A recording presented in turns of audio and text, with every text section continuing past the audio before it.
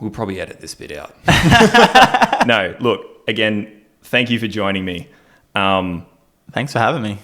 Dude, it's awesome. Like, trying to get this thing off the ground has been like a little bit weird, to be honest. Yeah. It's, I don't know, but I'm really enjoying it. And I can't wait to hear what you got to say, man, because, you know, one of the things I'll do is I'll probably get maybe some footage, or maybe if we can go out to the shed. Yeah, we can go out to the shed and have a look at the Commodore. And can show you all the cool stuff that isn't in there at the moment. We'll kind of like overlay it across the video and stuff, so that the guys know sort of what we're talking about and where you're coming from and that sort of thing. Yeah. That sounds good. So, man, where can you take me through, like, where did the passion come from for cars for you? I think I've always liked cars. Probably my grandfather's. Yeah, right. So my mum's dad used to take me to Lakeside. Like, I watched Dick. I used to actually be a Ford. Had a Dick Johnson shirt, the Sierras, watching them go around, and Peter Brock. Like, I wasn't a Ford Holden sort of guy. So yeah, right. And then my other grandfather was always tinkering with Toyotas. Built his Land Cruiser from like a chassis up, always helping out. And dad as well. So I think sort of those three influences. Yep. And being a little boy, playing Matchbox cars and that. So sort of when I got to my teens, started buying street Commodores and... Oh, no. Yeah, I was like, oh, no, street machine. So you bought the magazines and used to flick through that and be like, man, I want that. Pretty much. Like, every month I'd be like, pocket money. Yep. And then obviously when I got a job when I was like 14 or 15. Yep. But yeah. So when was Lakeside, man? Like, so you were saying Dick Johnson and Peter Brock, like they raced at Lakeside? So I don't remember it a great deal, but I know being there, I was like 5 or 6. So wow. I just turned 38. So a long time ago. Yeah. So, but yeah, it was, they used to do the rounds there. So okay. Driving on Lakeside, which I did a couple of years ago, I took my car there for a Chrome Bar Bonanza. Yep. I was like, how the hell do they do racing there? Because it's such a tight track, but I could see from a driver's perspective, it would be a sick track to be under the pump at. Yeah, awesome. So we'll take us for like a super quick rundown of your car at the moment. Yep. So got the 81 VH Commodore. It's a yellow 383. Used to be a 355, but broke that. Yep. It did cop some serious caning, so it was inevitable, even no matter how good you build them, you know that. Snapped the crank on that, but I'd already had a 383 sitting in the works because I wanted to go the next level. Yep.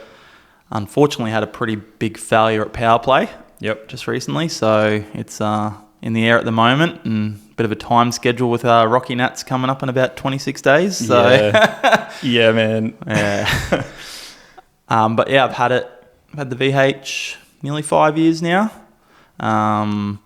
Only 5 years. Wow. Yeah. Okay. Yeah. When I bought it off a guy named James, who I'm mates with. We sort of become mates after buying the car. Yep. And another guy, Shane, that is in the sort of car scene. Yep. It's got a pretty sweet VL. He actually put the V8 in it. So it was originally a 202, just an SL. Yep. Base model. When I bought it, it was on 14s. Had a stock 308 with a mild cam. Yep. And yeah, it's sort of... So you built it up to where it is? Yeah. Me and my good mate Pete. Yep. Pretty well did most of it. There's little things that you just can't do. But yeah, built it up to where it is today. Man, that's awesome. So where did you go to school, by the way? Was it in Brisbane? Yeah, I was in Brisbane. Yeah. Yep. So just so I can get a feel for like high school, just that sort of. So I started high school at Corinda because we lived over that sort of tight side of town, and then we moved out to Hillcrest. So went to Browns Plains. Yep. Finished there. Went to TAFE. Studied Diploma of Justice. Yeah. Right. Yeah. So that was I sort of wanted to be a lawyer. That was sort of where my head was at. Yeah, cool. Grades are pretty ordinary, so I thought, well, if I do this path... Yep. It'll get you in. Yeah, that'll go towards being a policeman or in the police, somewhere along that way. Yep. Nearly finished that. Yep. And then was starting, 19? Yeah, so working. Yep. I worked at my grandparents' business, which is now mine and my father's. Right. So I worked there with TAFE and then at a pizza shop at night. And Doing deliveries and Doing stuff. deliveries, yeah. The fastest delivery driver in Jaboomba. Hold the record for a delivery to Cedar Grove and back. Oh, man. That's classic. I had a VK Calais. That was my first car. Oh, man. Awesome. I wish I'd still had that car. Yeah, dude. And it was on straight gas. Oh, man, yeah. We can get into that after, but yeah. Yeah.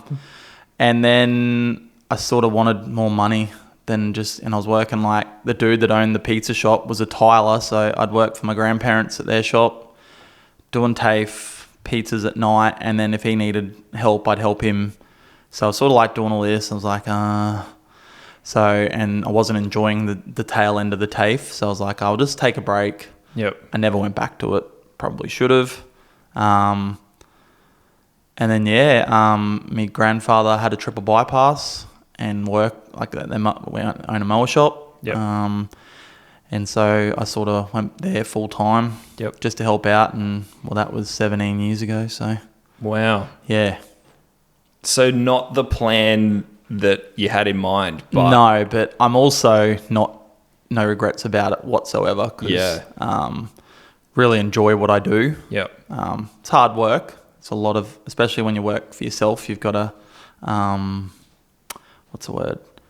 You got to have drive. You just can't get up and go, and you never ever get to turn off either.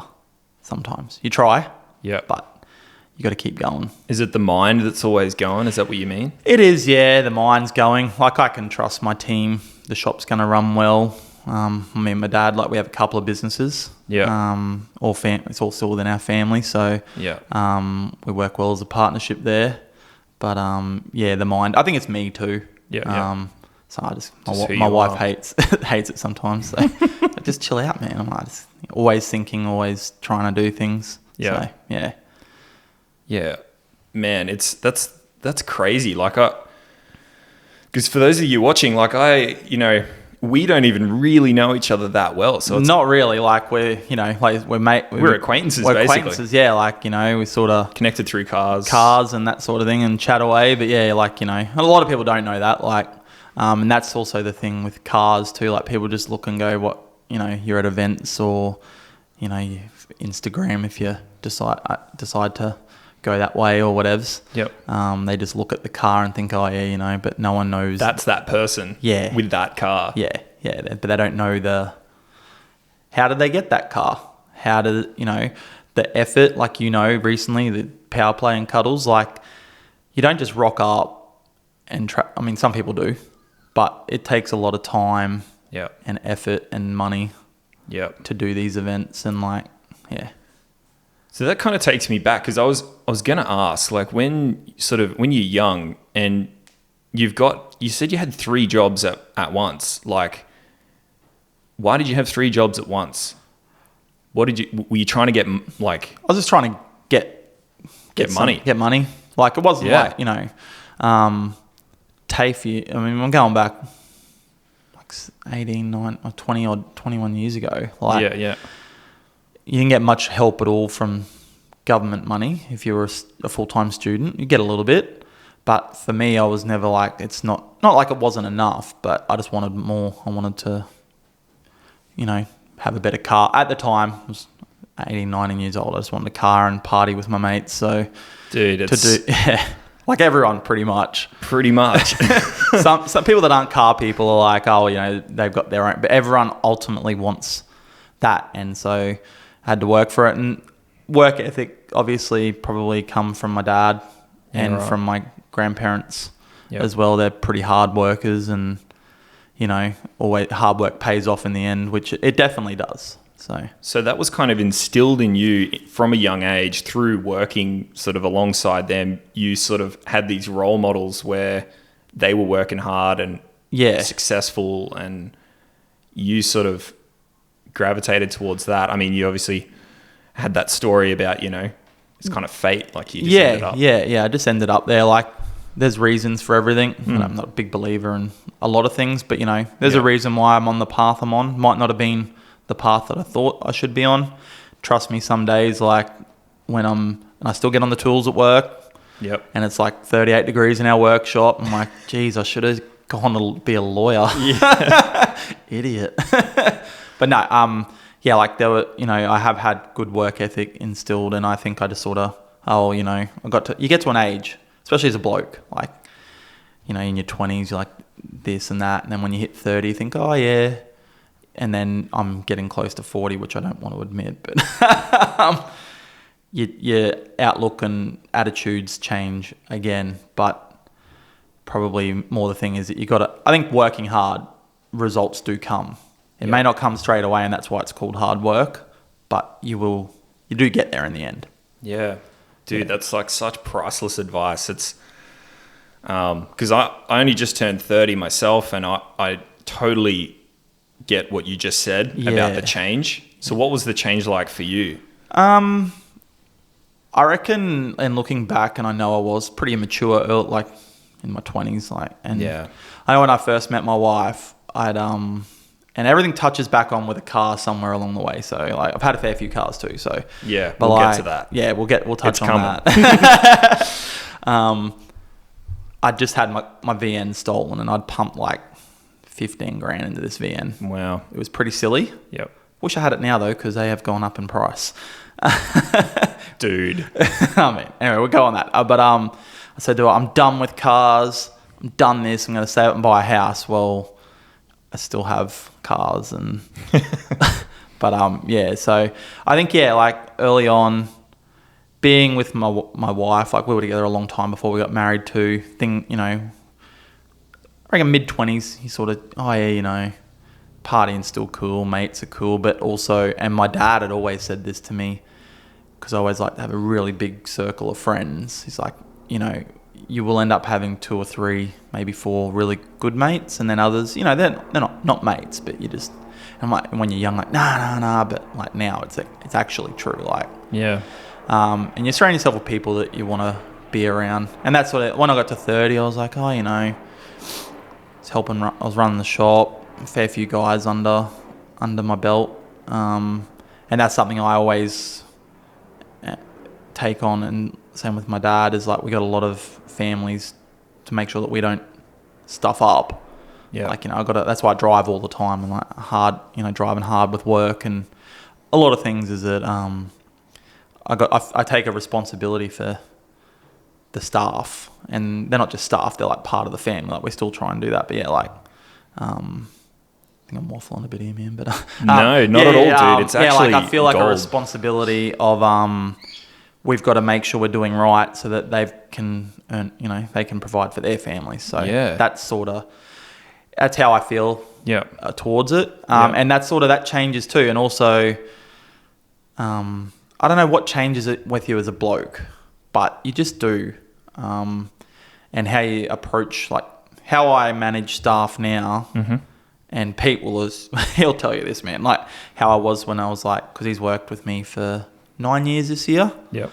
How I was then, even how I was like 3 years ago, is all sort of... Really? I'm a lot better person, and how I approach things now than I was 8 years ago. And then... That's interesting, yeah. In my early days, like early 20s, like if a customer come in, and I wasn't running the shop then, I was just working there, and they want to have a chop, like, well, I'm ready, man, let's go. Yeah, right. Whereas now I'm like, you know, I don't let that phase me at all. I'm just like, oh yeah, you know, there's a resolution. There's always a solution. But yeah, I don't know what changes it, but it definitely, you know, how you go along. Yeah. Dude, I really like what you said about responsibility, because everyone's got a journey, and I've been going through my own journey and stuff. Yeah. And what I've found is that adopting responsibility has really been like the linchpin. It's like the key thing to... It is, man. Push you. And there's rules. Some people don't like rules in society. And I was actually listening to another podcast with Justin from Patriot Camp. It's a really good podcast that he was on. Yeah, nice. And I had some assumptions about him just by social media. Is he's the big dog? He's the guy who owns Patriot. Yeah. Okay. But listening to that, I was like, oh wow, like I took a lot from that podcast. Really? Yeah. We might throw a link. Is it on YouTube? Yeah, it's on YouTube. It's I think it was on Gypsy Tales podcast. A mate of mine just put it on his like Insta stories. Like, this is a killer. I'd never listened to it, but just I listened to that one, and there's just a lot to take from it. And he touched on things like the responsibility thing, which what we're talking about. But there's rules in society that we got to follow. And if you when you're a young bloke too, even as some older blokes, you don't want to, but that hard work and responsibilities, it all sort of does tie in. And once you start taking the responsibility thing, things sort of do seem a bit clearer and work. That's how I see it anyway. So when did you meet your wife now? My wife Emma. Funny stories. Everyone has them. So my best mate, she went to school with his sister, so I'd hang around his house. We were like 18 or so. Yep. And my wife's 3 years younger than me, so she's like 15, 16. So we used to just like, hey, it's just your sister's stupid friends, and just again get back to a bit of immaturity. Yep. But we knew each other for a couple of years, and then I think I was 21 and a half. Yeah, nearly tail end of my 21. Bodo's used to have a bachelor and spinsters ball. Yep. It's like the thing to go out to once a year, get loose. So me and a couple of mates were out there, and she was out there because she was nearly 19 by that stage.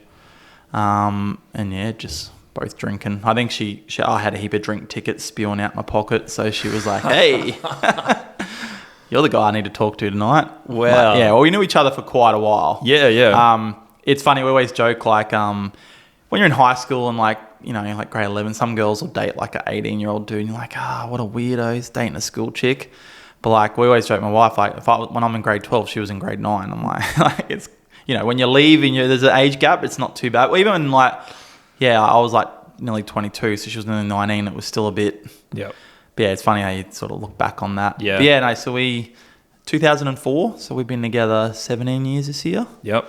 And now like house, marriage, kids. Got a little boy, he's 19 months old. Yep. A dog. Met the dog. Yeah, he met the dog. He's he's a Rottweiler trapped in a cavoodle body. So, but yeah, no, we got married in 2014. So we were together nearly 11 years before I dragged me ass and actually proposed. So, yep. But yeah, we've done a lot of traveling together. Yeah, cool. Been through a lot. So, yeah, she's a good chick. She has to be with me. Dude, yeah, I was just about to say, like, she has to be an amazing woman to be putting up with, guys like you and I and, probably the rest of the viewers. Yeah.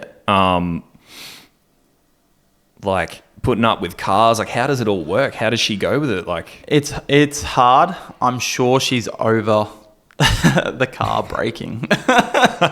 Have quite a habit, which I'm sure we'll touch on what I do. But yeah. No, she's very understanding. She knows what, like, my grandmother, right, this is about cars, like, she's just an A to B. She's just always like, my whole stuff around my cars, like, it's a waste of money. Yeah. It probably is, but my wife knows that how it makes me feel, like, when I'm out at Power Cruise. Even just going for a drive, man. Like, how does it make you feel? Oh, I just forget about everything else. I just love driving that car. It's like, just put a smile on my face. I'm having a shit week. Take the car for a spin. Don't want to use a Vin Diesel quote, like, but you sort of, it frees you from the day to day. And no matter whether you're, no matter what you do for a job or whatever, or you don't have work, or if, there's pressures, and there's pressures as blokes. And we both know, we've talked about this before, but, blokes don't talk a lot. But for me, when I get in the car, I'm just like, this, it's worth all the hard work. It's worth the blood and sweat and time that me and Pete and other mates that have helped me out with it, to go out there or to go, like, do things in it. It's just awesome. So that's why I do it. But yeah, she's very understanding. It is hard, especially now with the little fella. Yep. And I work lots too. So we talk about people to see the car. Like, I work 6 days a week nearly all year round. Yep. So, like this weekend is actually a pretty rare weekend. I've got 2 days off. So, thank you so much for fitting me in, That's dude. all right, man. No, we'd had this locked in like multiple times. So. Yeah, and stuff happens, dude. It does, and that's man. how it it's is. life. But, I reckon I do 60 to 70 hours a week most weeks. Wow. Because I do work at home as well at night. So you juggle that between life, and then we've got busy. We're always doing things. Yep. She's pretty understanding. Yep. Yeah. And most of our partner, like your partner, would be the same. Like, they know what it means. Yep. And she likes going for a drive in it every now and then. Might let her drive it once a year. Yeah. Wow. Dude, that's cool. I mean, for any wife or partner or whatever to jump in and drive a car like the ones that we build is that's a credit to her, man. I don't know many girls. No, it was actually Mother's Day last year. She's like, I haven't driven the 355 yet, and I'm like, there you go. Oh man. So yeah, we left our little fellow because it was at my dad's house. Yep. And we'd actually driven it out there. I'm like, all right, well, so I'm let her take it for a spin. She actually skidded it, which was good. So true. In Mexico, private road. Private road, sure. Long driveway. Yeah. But yeah, she's been with me through a lot of cars and builds. This one's probably car has given me the most headaches. But what's the one that got away? What's the car that you said you wish you still had the VK, but is there one that? There is one. So another good mate of mine, Gavin, he built this VK up. Had like a Group A. Group 3 body kit mix on it. Yep. Had a 202 with triples in it, triple SUs. It was a sick car. We're talking 99, 2000. No, not that. No, probably 2001, 2002. So yep. Had 15-inch tri-spokes like this. It was fat. Yep. I always loved it. I had a VK Calais. Yep. We used to roll around everywhere, like Saturday morning, Autobahn at Moss Street. That was like the thing we did. Like me, I don't know why, we just roll into Moss Street. Man, I love that shit. Like bored, all right, let's go to Autobahn. We're not buying anything. We might just go wander through the dirt bike shops and. Dude. But he was going to put, I forget what motor he was going to put in it, a Nissan V8 or something, because he's always doing things, and he still does now. Like he's got a '67 Camaro and he's got a VL cat. He's always a dude that's just, and that's from his dad too. But he sold it to me, and he sold it to me for a shit hot price. Yeah. And then I bought it, threw a 308 in it. Love that car. Had it for a couple of years. Then it was just, I sort of got into Forbian. Yep. And the VK, it wasn't for Club Rego, so it was costing me like $700 a year. Yep. I drove it twice a year. Dude offered me some pretty good money, what I thought at the time was. And if I could go back, I'd slap myself now because A, I love that car. Yeah. And B, I probably get 5 times what I sold it for. Wow. And I sold it, and then after I sold it, I was like, and there was a reason. I was going to Cape York, and I wanted to do X to my Hilux I had at the time, and I was like, if I sell that, it's just sitting there. Yeah. Anyway, stupid. Just trading something that you don't use for something that you were totally going to use at the time, and then old mate bought it and turned it into a Blue Meanie mock-up. Oh, nice. With a 383 stroke, Holden V8. Ooh. Yeah, he went to town on it. Yeah. But yeah, I should never have sold it. And then my mate that I bought it off Gav, he wasn't, because he sold it to me so cheap. He was like, man. Yeah. I did go, but I'm like, man, I'm going to sell it. Cause he's like, yeah, do what you want, man. It's your car. Yeah. But yeah, it was just that car. That and probably my first VK, the Calais, because I bought that for $500. But it was smashed on one side. So I saved, that was when I was working those 3 jobs. Yeah. Saved up, got it all fixed, got it resprayed. Built a motor for it because I had it 3 weeks after I got on the road and threw a rod out the side of the block. But yeah, that car there, I probably, always been a VK fan. What about the VH? What are you going to do with it? Well, it's probably my ultimate car, actually. It's a car that I've gone through probably 10 others to get to what I want out of a car. Never really liked the yellow. My wife hates the yellow too, but it's grown on me, and I don't think I would change it now. It stands out. Yeah, man. Especially on the track, I can always spot where you're at. Yeah. No, I had plans to tub it. That was Summernats. We went to Summernats a couple of years ago. Yeah, I think I remember. You and Pete went down. Me and Pete went down. Yep. There was always a mad rush, and car guys, we all know it. Of events coming 6 months, 12 months. For some reason, 2 weeks before, we're like, oh shit, you got heaps of shit to do. We finished Pete's wagon like on New Year's Eve, and we're like leaving like on the 2nd.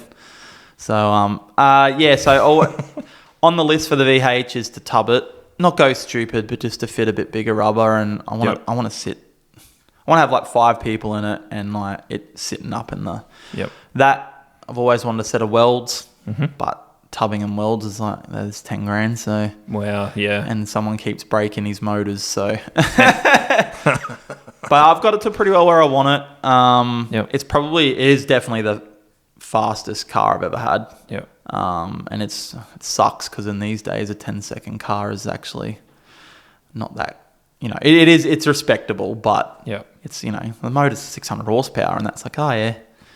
Like we both have mates that have got, but if you want to go down that route, you got a Barra or Turbo LS. That's the and I'm not interested in that. Yeah, right. So it's still aspirated, Holden powered. Yep. Like that's like a, it's like a dying breed, I guess, almost at the moment. But like, did you stick with the Holden for sort of nostalgia? Or? A little bit, yeah. You'll see there's a sticker on my toolbox when we have a look in the shed later that says #FuckYourLS. So yeah, right. It's not that a good mate of mine does. He's got blue VH with that LS in it. You might have seen it. Anyway, we did the conversion on that a long time ago, like when they were just starting to happen in early girls. Like everyone's like, it's an ideal thing. Yeah. And I just stirred him up from there on out. I'm like, just LS and just the sound. Like, I love your LS. Yeah. Pete's LS sounds sick in his wagon. Yeah. Like, they're starting to get, like, people are figuring out how to get them to sound good. Like, just like a Ecotech mang on a Saturday night, Brownsy Nats, just dun dun dun dun. Yeah. I used to give, I respect it. Yeah. I do. Like, it's a no-brainer. I totally know what you mean, though, because, like, I mean, I played around with Holdens and I just had no money and kept blowing them up because of my own fault, not because of the engine, by the way. But everyone goes, oh, that's why they're called plastics. So I did it for nostalgia, and did it I like doing things myself, like you. Yeah. And like a lot of car guys. Some people can't do it, so they just got to send it to a shop, but I don't ever want to. I like to do it. So if it breaks or... I'm like, well, why? And I'm a mechanic by trade, so I'm like, well, that's sort of inquisitive. I want to know why. Yeah. But unfortunately, when you break things, people are like, oh, it's because it's that, just LS it, just do this, Yeah. Barrett. Oh, fuck, I've heard that a bit lately. Barrett. No way. I will have a Barra powered vehicle in my one day. It's on my list, but not the VH. No fucking way. Dude, you and I almost think exactly the same, I reckon. Yeah. I get it and I respect it, and I respect the LS motor. Like, it is a sick motor. Don't get me wrong, but after having 2 pretty major breakages with Holden V8s, like, definitely if you go on my search history on Facebook Marketplace and Google, there's been searching. Oh no. Yeah, as you do though. I mean, like, yeah. I mean, it's kind of hard to put into words. I don't know what I was going to say, but yeah. So I started when I bought the VH. When did I buy it? Yeah, 5 years ago, 6 years ago. I'd been banging on to my wife. I'm like, I need another car. So I've had VK, then I bought a VN, dropped a heap of money into that. It got stolen, burnt out, found up at Mergen. Never got any money. I got like, insurance was like $4,000, but like I said before, I pumped like 15 grand into this thing. It actually went well for a V6. Like, I did the brass button clutch, did the diff, did the motor. Like, stupid. I should never have. At that stage, a P-plater, I should have just chucked a V8 in it. But anyway, like, I think I did a 13.8 in it, which I thought was pretty. It's not bad. Out of a V6 and a VN. So that got stolen. A little bit disheartened at the time. Bought a VR off my uncle, and this is probably, so the car I should have kept. It was my auntie had it since new. I bought it for $2,000. It was a stocker, had 100,000 on the clock. And then it was about 3 or 4 months. I'd lowered it, put some wheels on it. Just stupid idiot, but I love the VRVS shape. Yeah, by the way. Like, I think they're going to be the next. They're the next one. I think they're going to be the next. They're the next one. Good mate, one of my best mates. He passed away last year, but he was always he had a VRSS. Yeah, and he's still got it. It's in the shed now, tucked away with his wife and kids. But well, he did the sacrilege thing and pulled the 304 out and put an LS in it. Yeah, but we just got to finish it off now. Yeah, cool. But man, that is the next. It's the next early Commodores are like crazy. It's just stupid. Like, VN's second gen, VN to VS. Like, I'd love a VR or VSSS. Yeah. So I had that, and then I drove past a car yard. What was this? 2002? 2004. So it was about 3 years old. I bought a blue SS Series 3 VS Ute. Yep. Man, I was king. Yep. First V8, 5-speed manual. And that thing just, I don't know, it was a freak. Had like 220 horsepower at the wheels, just an exhaust on it. Yep.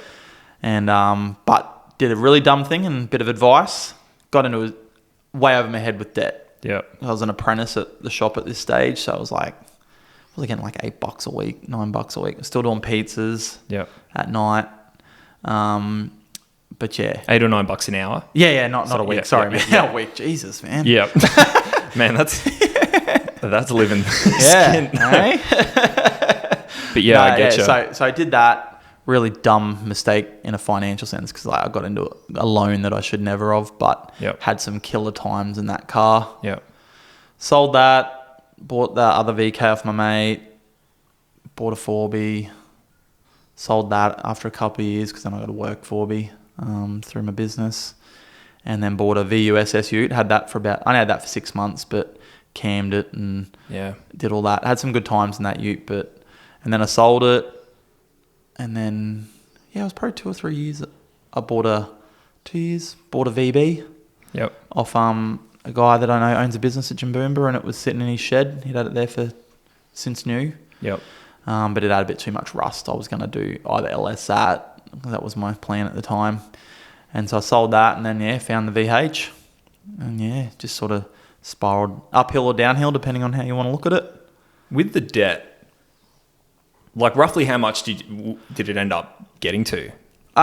Just for like a reference, so the people know. The Ute cost me $23,000. Yeah, but I was like 2004, so I was like 22. Yep. So it was like, just because you can get a loan doesn't mean you should. It would probably be my advice looking back now, which is pretty funny because that's probably my wife too. Like, she's like, and it made me realize for toys and that, like, you don't get, people do what they want, but it's pretty silly to get into debt. I mean, it was my car, like it was my daily, so it wasn't like it was like a toy. Yeah. But I've always been of the opinion toys are, you pay for it or you don't have it. But I thought it was a car yard finance, so the interest rate was stupid. Yeah. Just silly. It was just silly, and just going back to that immaturity. I'm like, that's a V8 Ute. Like another one of my mates had just got a V8. Yeah. Like, I want a V8 Ute. You know, whereas I should have just waited. It's pretty common, dude. I would say it's very common for guys in their early 20s to get loans for shit they don't need because they just want it. Mm-hmm. And car guys it happens to pretty much everyone. It does. And it's hard now too because we're such a want and now society. Yeah. And Instagram. And it's good. Like, I like sitting there and just like zombieing out, but I'm an older bloke now, so I can see through there's some people there that are prominent. I'm not going to name names, but you know what I'm talking about. Like, the lifestyle, and as a young bloke, like, fuck yeah. Yeah. And they'll just go and rack themselves into debt to see that that's what they need to be happy, I suppose. Yep. And that's, trust me, it's not. What would you advise in place of that? So in place of going and getting a loan and being one of the boys and doing all that shit, what would you say? Just take a step back, and if it is something that you really want, then sure, do it, man. Just make sure that you're not cutting yourself short. and make sure it is what you think's going to make you happy, which it probably won't.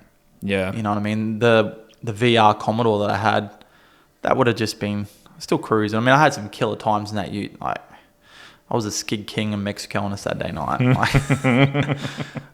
Anyway, we won't go too. They can't retrospectively find me. So. No. No footage. Man. And some of my best mates, the car mates now, like we met because of that car. So I'm not saying we started like Brisbane Commodore Car Club. Like it was just a group of us. I'm like, why don't we start a car club? And it's not there's a lot of car clubs. I'll divert here, but yeah, go. Facebook groups are not car clubs. Yeah. But these were in the days too, and you would be like forums. Forums were king before Facebook. Yes. But yeah, so for that ute, sort of like I had the VN, and we sort of started hanging around, cruising around like Broady on a Saturday night. But when I got the ute, like that's sort of when, and because it sort of went all right, and Captain Hoon here reformed. But yeah, I would step back. If I went back to me, I'm like, is this gonna make you happy? Is this what you really want? Are you gonna be prepared to sacrifice and work hard to pay this thing off? Yeah. And then look at it back.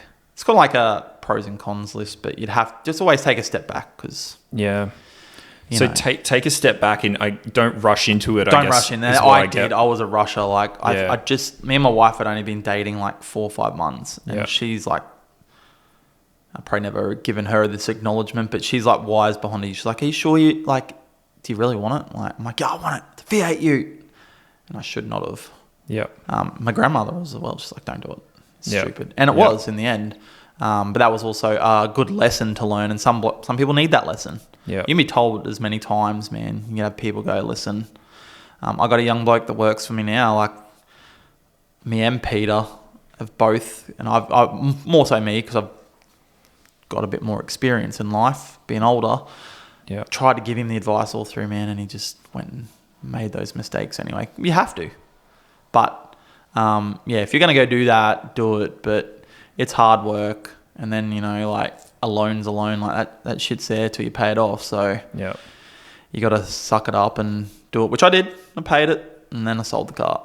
Yeah. Because I was like, plus I did cop to Canaan, so which my mate's brother bought off me, so they inherited all. Yeah. So, oh, dude, it's been so good to talk to you, man. Like I feel like I really know you, and I love the advice.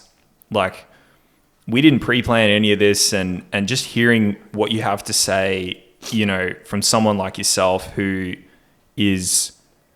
has kind of been there, done that for a lot of things, but still has, you still got more than half your life to go kind of thing. Yeah. And you probably still feel like you're still learning stuff. And we all will, man. We all still learn. Like the day you think you know it all, you definitely don't. Yeah. And society, it's changing. It is changing. And then work, like I'm always learning something new at work, and I've been doing that job for 17 years this year. Like we talked about before, like working for yourself, you got to have drive. Like there are people that could never work for themselves, and that's cool. Everyone has their place.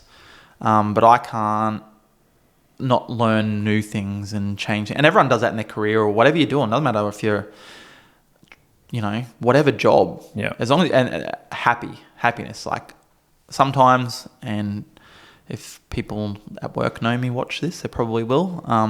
You'll be happy in your job. Sometimes you might not think you are, but if you're happy in that, then everything else plays out pretty easy.